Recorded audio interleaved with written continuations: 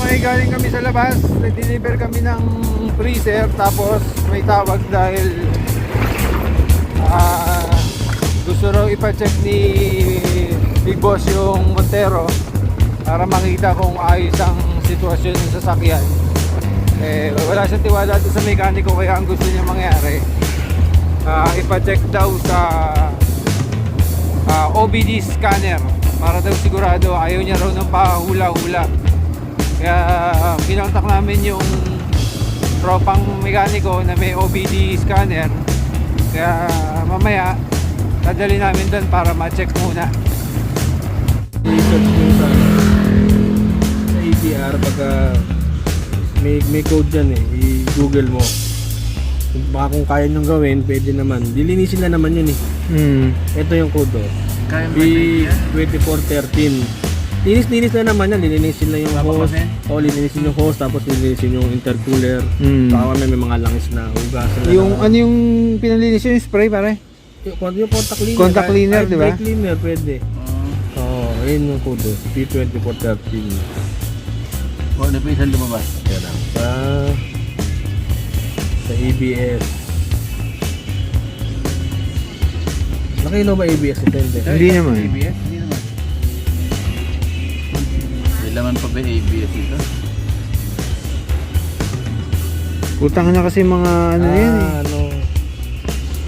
speed sensor active. May diferensya na yung rear right sensor sa kabilang side.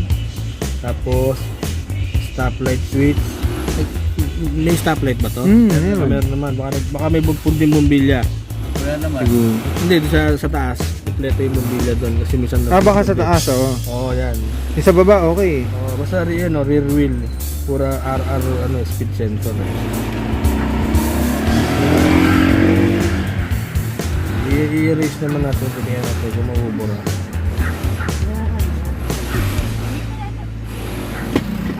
Ang ganda talaga na may ganyan wala nang hula-hula alam mo na kagad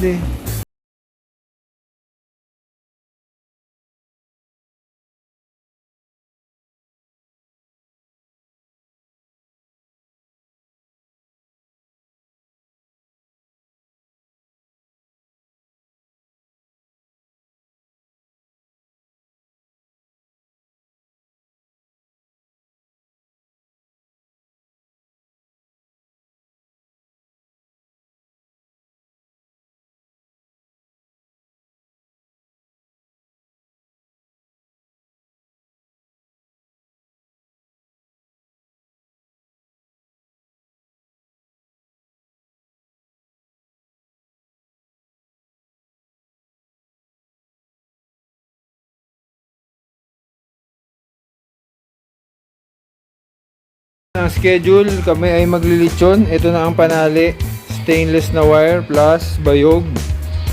May timpla na rin yan, may marinade na rin yan. Natali ko lang, hindi ko alam kung paano ko siya pakakapitin dito nang hindi siya iikot. Pero bala na si Batman. Yun.